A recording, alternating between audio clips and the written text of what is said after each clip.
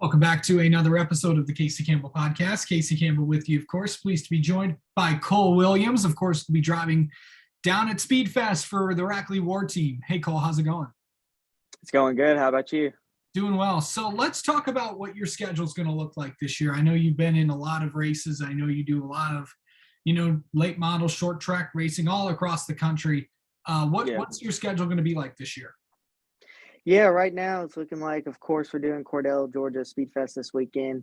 And then we got about a month off before we get ready for the Alabama 200 down in Montgomery, Alabama. So looking forward to those two races to kind of start off and kick off the season. But then, of course, full time at Nashville this year. Running, looking at the schedule, I think we're doing about 9-10 races. A couple of them being like double twin 50s, some back-to-back weekends.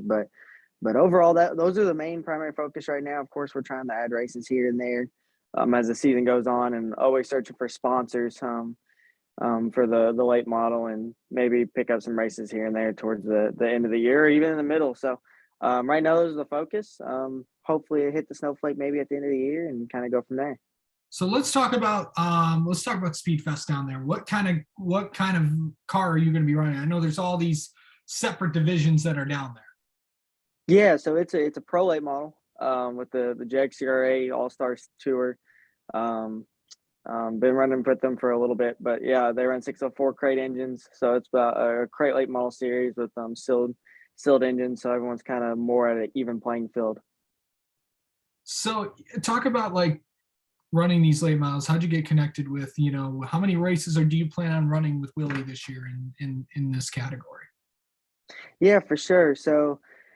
I ran, I guess it was supposed to be like 6 races last year, but we got rained out a couple races. So I only got to run 2 or 3. Of course, winning the All-American weekend with them and then running the Snowflake, which we had a strong car, just had mechanical failures in the race. But running basically every race with them. I am running one race with my personal team this year, and I actually didn't mention that earlier at Salem Speedway, which is our home track, about 10 minutes from our house. So running it, and Willie's actually gonna be crew chief in it, so I guess I'm still working with the whole deal. But yeah, every other race I'm in, it'll be in the 26 Bordeaux Metals Rackley WAR car. So let's talk about what's Cordell like to run. What's Speedfest like? Yeah, I actually haven't been there since 2017, which we ended up having a really good car, finished second, so we had a good run there. But it's a very round track, tight, very tight racing. The track's a little bit narrower than what it actually looks like, but there's no walls other than the front stretch. And I think that's the biggest thing compared to anywhere else we go. Most tracks we run has walls all the way around. Well, this place, everyone knows it for the watermelon patch down the back stretch in the 3 and 4. And you would think you'd be comfortable with running with no walls, less cars to tear up, but I tell people all the time, I see cars go down over the hill, and then they come back up on a record, and they do not look like they did when they came up. So it's definitely a unique racetrack with no walls, very wide sweeping. You got to really arc your corners, hit your marks perfect, but very fast racetrack, very fun. Yeah. So going into this race, what is it going to be like down there? I mean, heading into there, you haven't been there. How are you gonna get used to all that?